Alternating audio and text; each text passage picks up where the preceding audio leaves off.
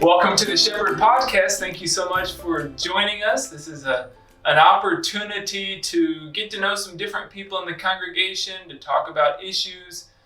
It's a chance for you to hear how God has been at work in the life of different people. I'm really excited about the conversation today.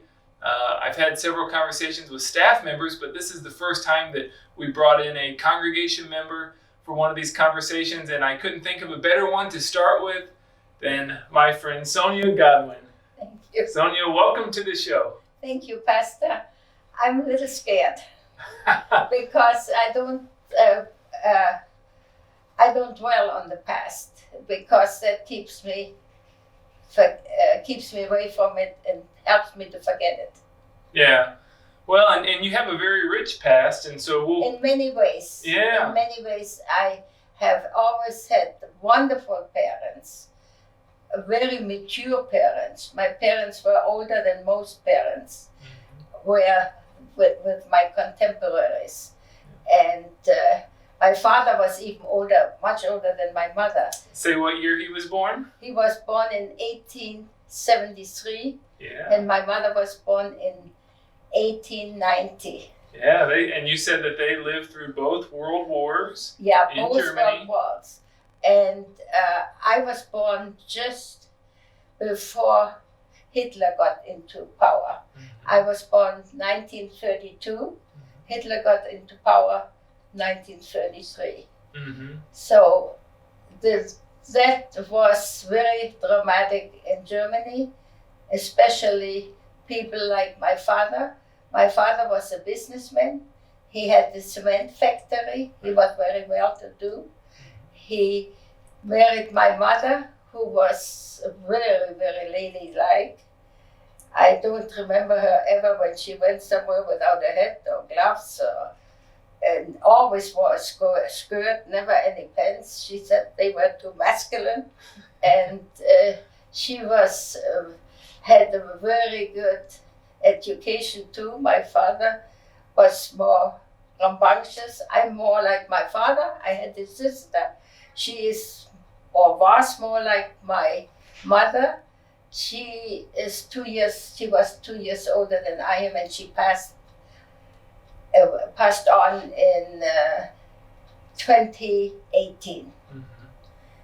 I remember you were very helpful to me because I just had come back to visiting with her, and we had a wonderful time, and I thought I had to go back to be there for the funeral, but I had arranged everything, paid for everything, because she was in a home for quite a while. She was not well, and you told me, well, you were there, let it go. The only one that would benefit would be the airlines and the hotel where you're living in. And that, because she asked me what you're going to do after the funeral. And that's what it came to. That's what it would have been, because all my family is gone now.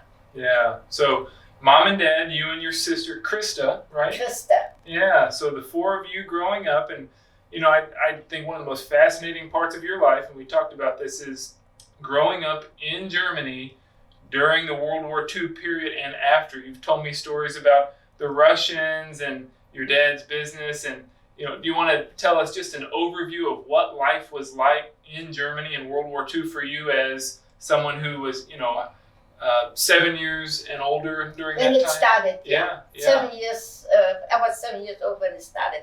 But I want to tell you what a wonderful life we had when I was a child, up to 7 years. Sure. We had a huge place. We had a big house with lots of bedrooms, always had company. My parents, each one were 7 siblings. Each one consisted of 7 siblings, and they were the youngest one. So we had a lot of get-togethers, but a lot of funerals too.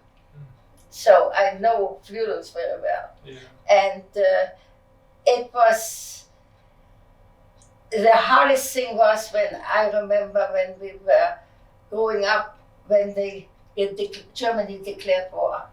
My father was devastated. My mother was devastated. Everybody we knew was devastated. We didn't know what it was all about. Why did they declare war? Nobody knew. And so that Nobody knew? No, nobody knew. What, were they told?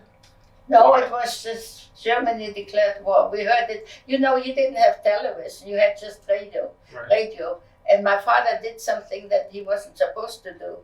He listened to BBC. Ah, That was already established then. And you didn't hear everything on the German news because it was very censored. did your dad understand English? He did speak some English, but they had a German broadcast too, Oh, okay. to inform the public. Got it. And that was good. Okay, so everybody was confused and upset about the it was war. so upset. And then the war went on in Germany for 6 years, right? From Till 39? 1945. Yeah. So what were those 6 years like for you? At the beginning, Hitler started his power in Bavaria. He was always in Munich and in Nuremberg doing his speeches. He never came to the state where I was born. That was Schlesien. It's translated Silesia. It used to be Prussia and it is German. My father was born in Poland originally, but that was also very cultural diverse. There were a lot of Jews, a lot of Poles, a lot of Russians, a lot of Germans. And he spoke mostly Polish, was very fluent in Polish, Russian, and he spoke a little English from school. Wow. But he lived a little bit. He went to England and was in England for a while. And but he had a big, what is called a cement factory. It was a big plant. We had a huge house. We had lots of people, 7 siblings on both sides. And I remember we had an orchard, we had a vegetable garden, we had a park-like area where open with lots of benches around and trees and lilac bushes all around the compound. Wow. And the factory was further away. But my youth was wonderful there, wonderful. I went to, parents put me into a Lutheran school and my sister too, the early years, because in Germany at 10 years you have to decide what branch you go. You go on into higher education and you have to go and change schools. Well, I was 7 years when the war started. So that was the most dramatic thing that happened there. My parents didn't know why and what. And so he was able to keep his business going because it was very much in demand. Cement and building, construction was going on. Hitler promised that streets were being built. These were good things that he did. But we didn't know about anything about the Jews until my father had lots of friends that he grew up with Jews, and they moved also and opted for Germany like my father did too, to come out of Poland into Germany when he married my mother. And he listened always to the BBC station to really know what is going on. They broadcasted in German, and we had Jewish friends. They would come and get away from Berlin. They lived in Berlin. And we were always told, we always had a house full with people. We were always told, these are aunts and uncles, they're visiting us. You know, they got away. My father knew where they were, but you couldn't say who they are. So they were with us for a long time. Really? And it was always a big veranda and lots of people eating, and it was a lot of people always in the house. And we had lots of help too, because I remember father was one of the first ones that had a car there. It was a black Mercedes with red upholstery, but he didn't drive it. He had somebody driving it. Oh, how nice. He didn't drive. He couldn't drive. He didn't want to. He didn't have good eyes like I don't. And he was older. I told you, father was much older than most parents. Yeah. And so the before war years were wonderful. My sister and I went to Lutheran school. My parents were Lutheran, both of them. And I thought it was a wonderful life. And then all of a sudden, when the war started, we didn't know why, what was the reason for it. And then in the first years of wars, we were very peaceful too, because the eastern part of Germany didn't have the bombings like they did in the West. Oh, okay. We always heard about the bombings in Cologne and Munich and Nuremberg and all those cities, Berlin. And when once they came to our house, the government came, everybody had to take in refugees that were bombed out in those cities. Right. So we were given one lady, her husband was in the war, and she had 3 children. And we had a small house on the property, and that was a guest house, and she could stay there. And she was Frau Gollhofer, I remember. She was such a nice person. She helped my mother. We had also 2 ladies that were helping my mother. Before that, she always had help. My mother was very capable of doing everything. Sewing, knitting, household, cooking, very good, baking, everything. My father was strictly business. And I was very much involved with my father because he always raced with me. We were racing. I was always trying to beat him. Sometimes he let me win. I know that later. And my sister was more like my mother. And so these years were wonderful. The first years during the war were good too, except we heard bad things. And then later on, when the war was coming closer from Russia, the Russians were involved in the war, and they were coming closer. And we had people that were refugees that came ahead of the Russians. First they closed the school, and all the refugees that came then had to be in the school to be harbored there. And we, the students, and we were young, had to take care and feed them. They were old folks' homes and people from hospitals and so forth. And I remember one of the ladies that I had to take care of, she had this seizure, and I didn't know what to do, and I went to the teacher and I didn't know what to do, and they gave her a pill and she was fine again. And I decided, well, if that is what pills do, I'm going to become a pharmacist. Okay. I wanted to become a pharmacist. Okay. And that was my goal then. So in school I started to take Latin because it was required. Okay. And then all of a sudden more and more refugees came, and the German military said, you have to leave now because this is going to become a battlefield. Your family had to leave. The whole town had to leave. And that was a small town, but big enough to have 2 railroad stations. But you couldn't they were all used for military, for supplying and for soldiers. You had to use your own means to get out, either walk or take a car. Well, my father they had taken his car for the use.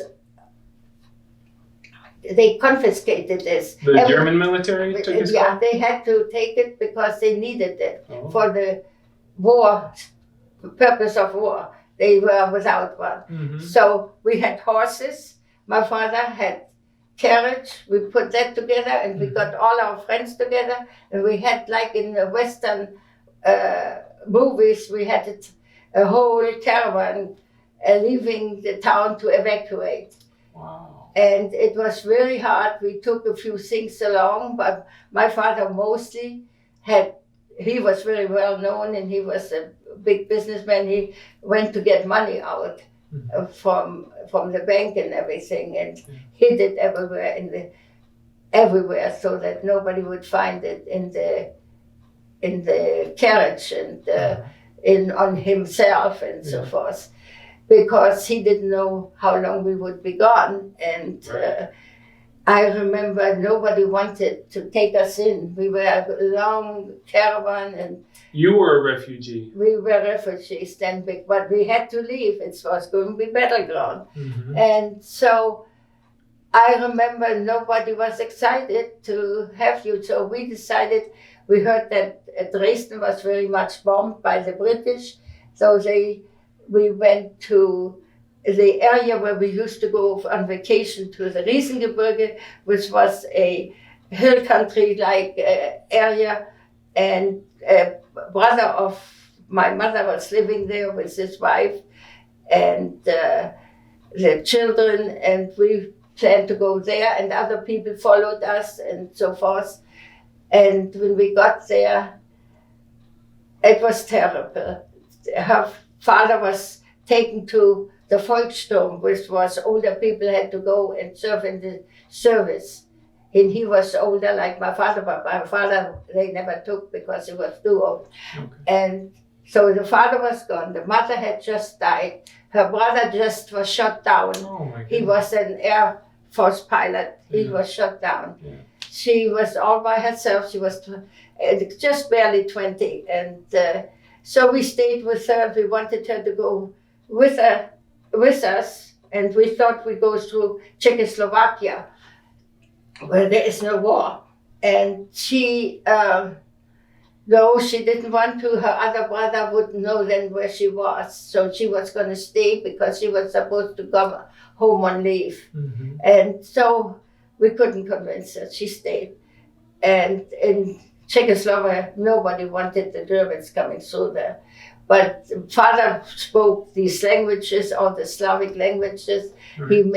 He was a very convincing person when you ever met him, you know. And he also had money. He had money with him and he could pay for it and things like that. Mm-hmm. And the others all dispersed because they went to other relatives of theirs. Mm-hmm. And we kept going through Prague all the way to the other side of Czechoslovakia, coming out in Bavaria. Okay. And we stopped at the first town in Bavaria, and they put everybody in different places. My aunt and uncle that were with us, he was a teacher, and they put in the schools because they thought he could help there. My father didn't have anything. He had his own business. Mm-hmm. So he was old, and my mother was pretty old. They put us with a farmer outside of the town where it was peaceful. And that was a mistake because you couldn't get around. My father had to sell, in order to get through all Czechoslovakia, he sold the horses and the wagon. We had to take trains that were still running in Czechoslovakia. So you were going horse and wagon all across, and then had to sell that going train. Wow. And so we got there, and it was miserable. We had one room in that place with 3 beds in it, 2 double beds and 1 other bed, kitchen, everything in one room. After we had a house with 8 bedrooms. Yeah, big difference. It was a big difference. And then I remember we still had money. It was a good thing to have money to always buy some food from the farmer. Or my sister and I, we helped in the hay and did things to get for food, because money we had, but food we didn't have. Mm-hmm. And so we did that, and we lived there for quite a while until my parents said, this is no way, we have to go further into Germany. This on the border here is no good. And there were still transports where you could pick out what area you wanted. And my parents said, well, we go to the western side where the Americans might be coming and the British might be coming and the French might be coming. We didn't want any part of the Russians because we had so many bad stories about that. And that's what we did, and we lived there for a while, and My parents were being good Lutherans. We always looked right away for a church, and there was no Lutheran church. We were all Catholic. But the Catholic Church let us have their chapel, and the refugees got together, and we hired a pastor come there at first once a month, and then twice a month. As a matter of fact, there is where my sister and I were confirmed. Oh, wow. And this pastor, I never forget him. And he, one time, later on in life, he came to visit me when we lived somewhere else. And he said, "How are you doing?" It was so nice. And I was later on, my mother said it wasn't a life for us to grow up. He put us into Neundettelsau. She knew about that place. It was all Lutheran. They had homes for the old, they had schools, they had seminary there. It was a whole town. Most pastors, older pastors here know that place, Neundettelsau. Okay. And that was quite far away. You had to change trains 2 or 3 times. And they took me there. My parents took me there, and my sister. I went to, in Germany, you have to decide at 10 years old what career you want to. I wanted to become a pharmacist.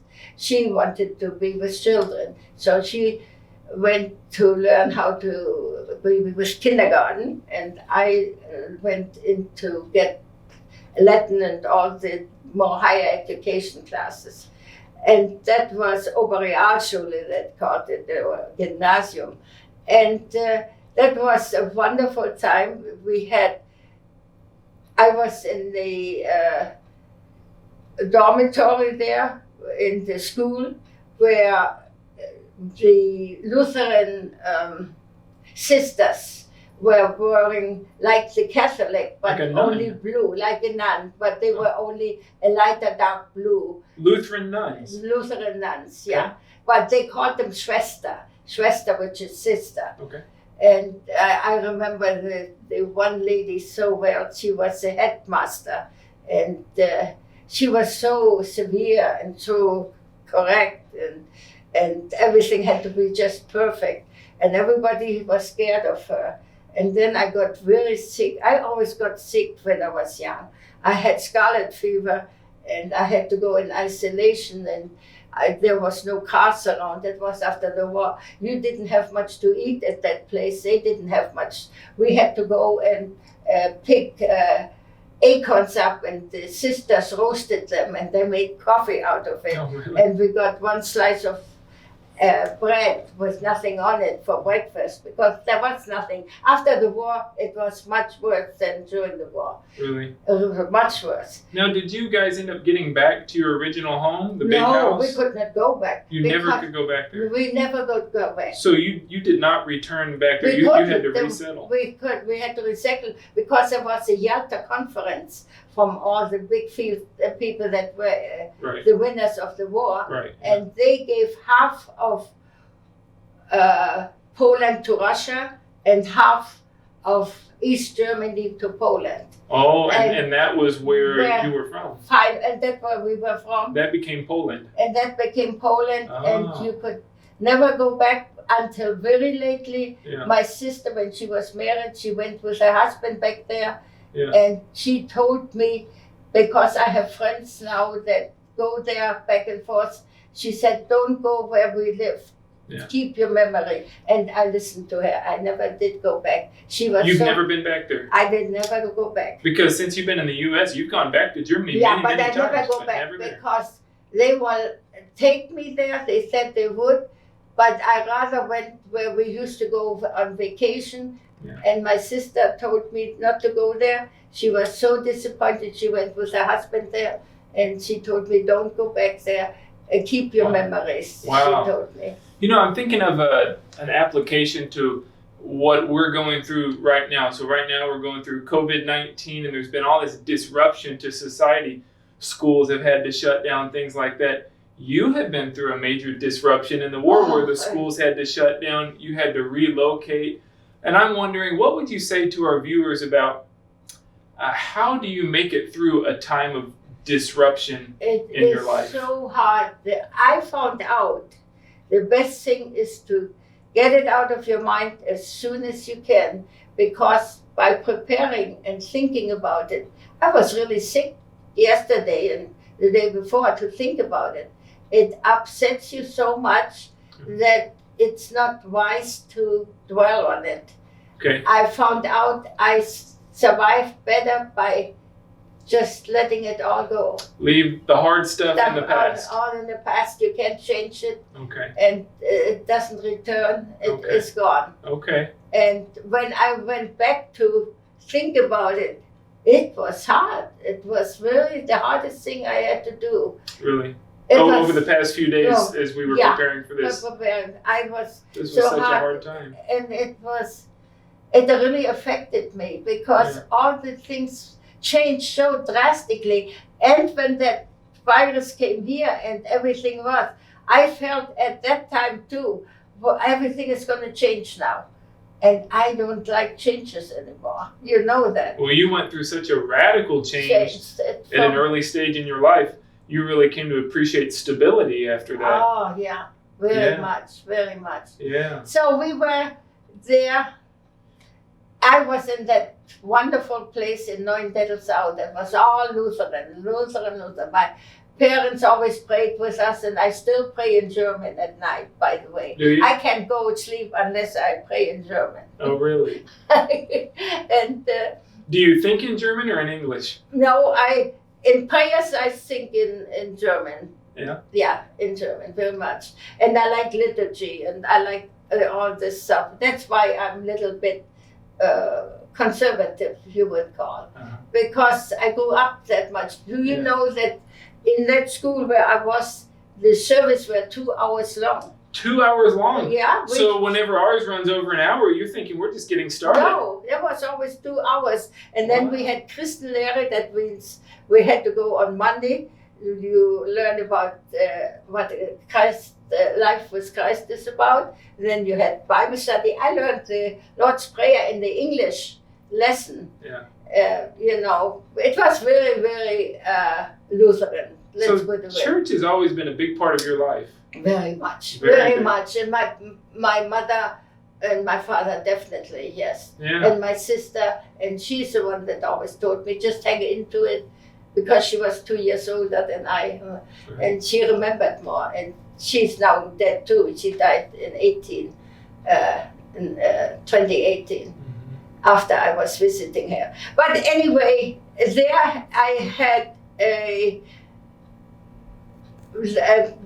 got then, after we got from a refugee camp, before we got there, I had lots of sores on my legs. And I did not, there were no doctors around. My father took me one day, he said, I found out there are some Americans on that other side. Oh, I didn't even tell you, when the Americans came, we were excited. All the people that I was with was really excited that the end of the war is near. Oh, yeah. Now, at some point, you're going to have to tell the story about why you don't eat peanut butter. Yeah. Oh, yeah, that was after the Americans came. They came and feed the children. And we were always lined up 2 by 2, like I see them walking around here. I remember that. And we always got something from but they were segregated. Sometimes we're all black and sometimes they were white. Anglos. Did you know the military was segregated at that time? Yeah. And we also liked both of them because they were always bringing something. And they brought chocolate and different things. And I always saved those because I was going to take it home to my parents for Christmas. Nobody got anything, and I saved it. I looked at it so many times, tempting to eat it, but I put it always away. I saved it to take it home when I go home for the holidays. That is a funny part of it, isn't it? It is something I never forget. because I was able. I can't do it now. I eat it now.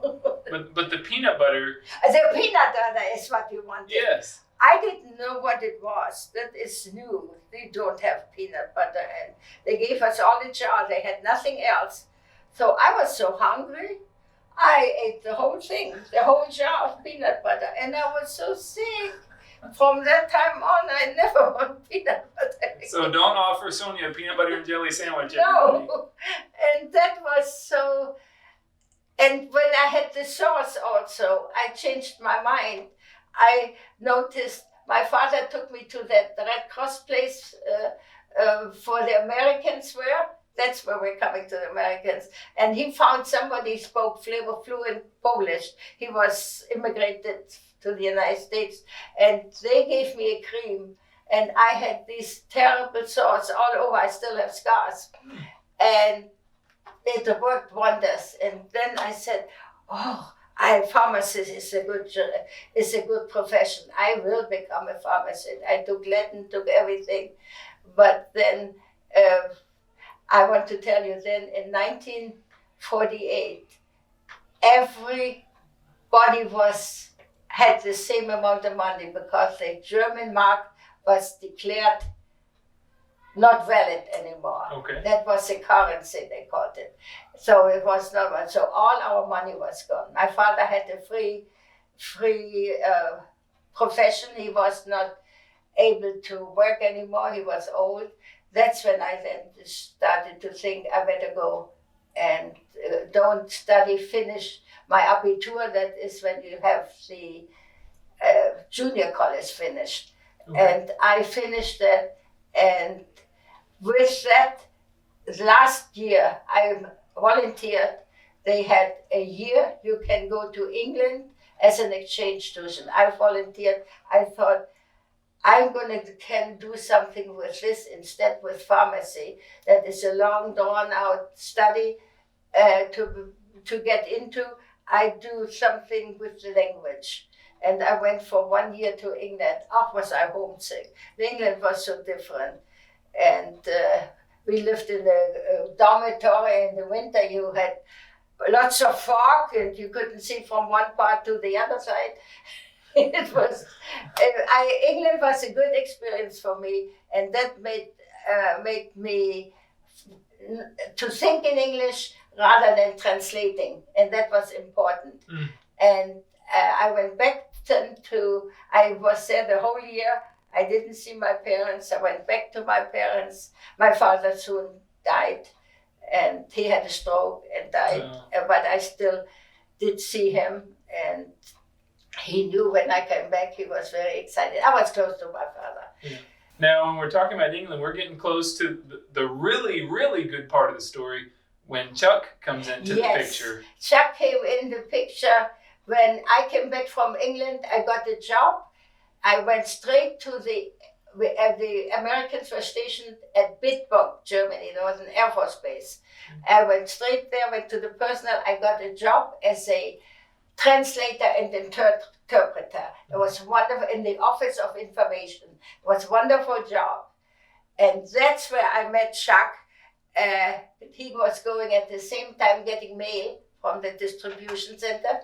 And I met Chuck. One day he came to me and asked me, would you like to go square dancing? I said, what's that? I didn't have any idea. I'll show you, and I show you some pictures and what you wear and what you do and so forth. So I went with him. He was so nice. He was so kind, and I went with him, and I liked it very much. Do you know, we square danced for 40 years. Square dance for 40 years. We square dance. I graduated from square dancing, and at first he was stationed in Germany, and then it was time to go home, and he wanted to get married, and I did not want to leave. My father had died, and I didn't want to leave my mother, and my sister was still working, but I wanted to help her with the support too, because people didn't get any money because they lost all the money. The currency came, the Reichsmark was gone, the D-Mark came.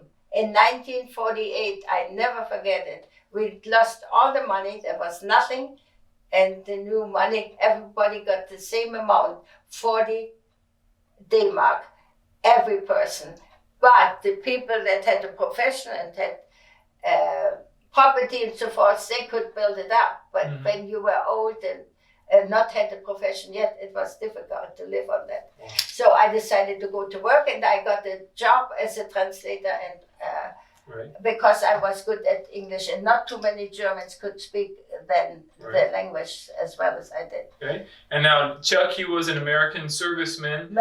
And he got me square dancing, and then I invited him to come to my mother's house, and he met my aunts, and Chuck was so smart. He said, "Why don't you all come? I'll take you for ice cream."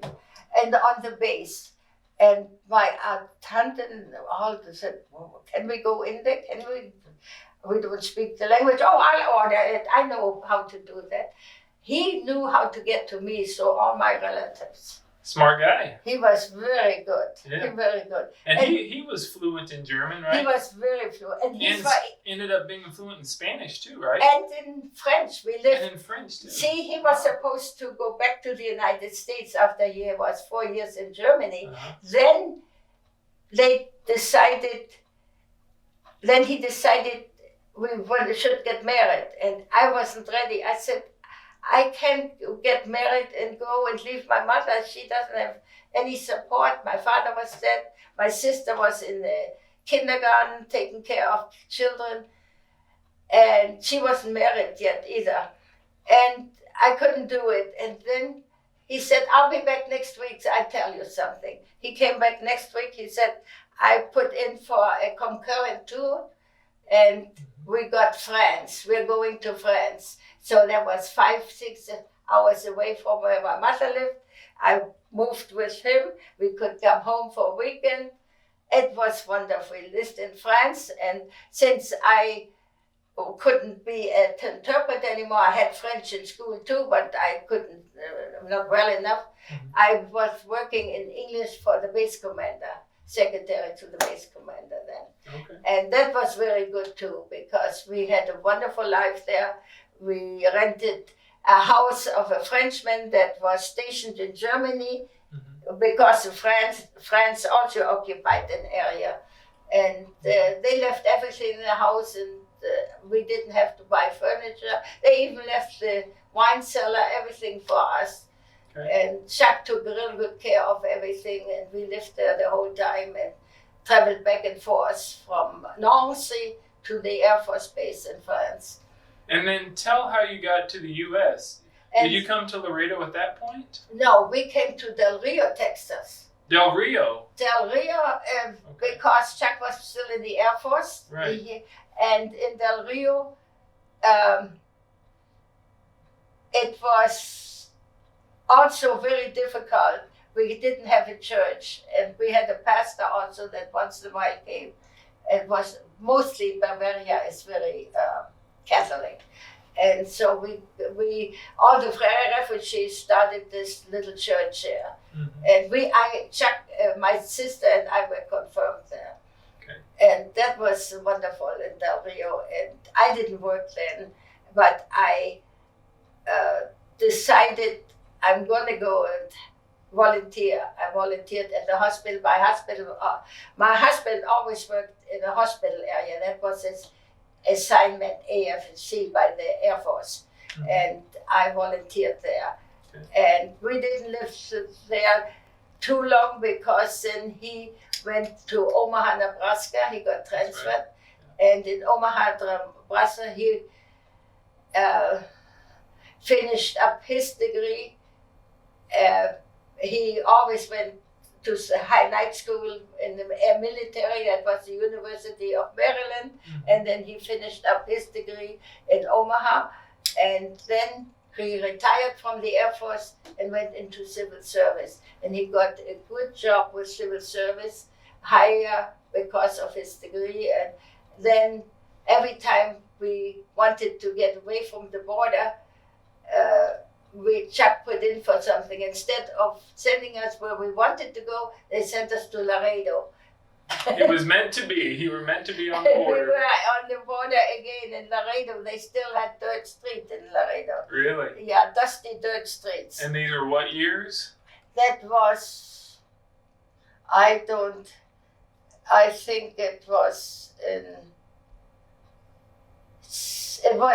when my mother died when we were still in Del Rio, because that was the first time I flew back and Jacques was with me. Okay. And that was so good that he was with me. We went straight to the hospital. She had a car accident, and she was hit. She was a passenger on the street. Yeah. She was hit, but we knew the person very well that hit her. Everybody said you should sue and all that. We didn't. We knew her. She was so devastated. Oh, of course. And my sister and I, we decided we let that go. And I'm so thankful we did that. And I think that there's a lesson too, because as Christians, there's nothing more important to us than forgiveness. Forgiveness. And so you had to forgive that person in your heart to be able to move forward. Yeah, and we could not do that to her because she was so devastated, and it was so hard for us to lose mother. My sister had to work with it more because she stayed behind. She got married after my mother died. She was always with my mother. She was closer to my mother. I was closer with my father. Yeah. And so it was a hard time. That was the hardest time. We have a very close relationship with the parents. Yeah, you both did. of them. Yes, you did. We went through so much together. That's you right. know, it is very hard to go through all that in life with your parents, and then they're gone. Yeah. Anyway, this is what happened there. When my mother had the car accident, we flew to Germany. We went straight to the hospital. She was in a coma. She didn't wake up anymore. And Chuck was so, I don't know, he was my lifesaver. I was married to him over 50 years, 56 years. And you had a very close marriage. Oh, very close. Yeah. Marriage. Well, Sonja, I think we should probably wrap things up. There's probably a lot more we could talk about because your life has been so full and so rich. And one question I wanted to ask you, just to kind of summarize it all, how has your faith in Jesus helped you in your life through the ups and through the downs? Well, I think I always depended, even now, every morning, every night. I thank the Lord for what He has done.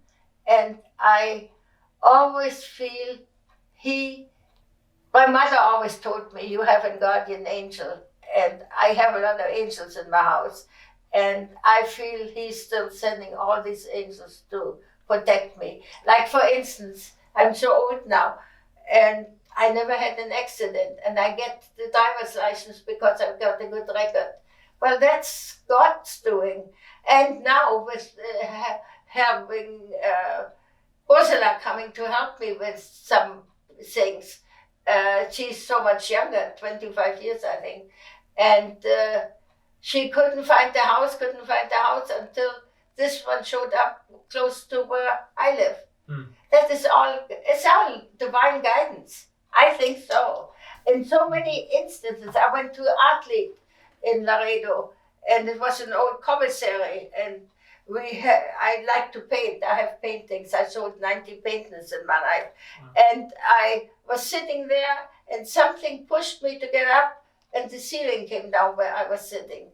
And I still don't know from what that was. Or I have other incidents. Now, you might think I'm a little weird, but it happens to me. When I was living in Neuendettelsau, my parents were still on the other side there of Bavaria. I had to change trains, and I lost the last train in Nuremberg. And everything was bombed out there. Lost the last train, and I didn't know what to do. And all of a sudden, somebody came and grabbed me by the arm, and he was standing behind the column or something. I didn't see it. And I was so scared, and I screamed. It was a guy. And I screamed. There was a young lady. And all of a sudden, he let go and ran away. I turned around, And I thought I saw an angel, but it was a deaconess. A deaconess that was in the working there at the Bahnhofsmission, that is the railroad mission. And she came to help me. She took me, Nuremberg was all bombed out. She took me in the bunker, gave me a blanket, and stay overnight there. Wow. Can you imagine all those things happen to you? You don't think that is coincidence. You connect the dots and you connect it back to God, don't you? Always. I always do. You don't have to have those things. I felt it too, because if I go to bed and I'm very tired and can't sleep, as soon as I pray, it works. Mm-hmm. I can go to sleep. Yeah. I have peace. Yeah. Well, why don't we end there, because I think that's such a great note to end on, about the peace that you have in your faith. And I want to thank everybody for watching this episode and learning about the life of Sonja. You won't find many people that you'll come across who can tell you about living through World War II and to be able to share all these examples of God at work in her life like that. But you know what? You can probably look at your own life, and if you're really looking for it, see the hand of the Lord at work in your life as well. So I hope that everybody takes that as one of our lessons today, is looking for God's hand in your life. Well, Sonja, thank you so much for being my guest. Yeah. And I tell you what, my life is still good. I'm healthy. I don't see as well, but that's why I'm sitting up front in church. You know? I'm glad you're up front. I like it when people sit up front. Well, thank you again for watching the Shepherd Podcast. We'll see you next time. God bless you. Thank you so much.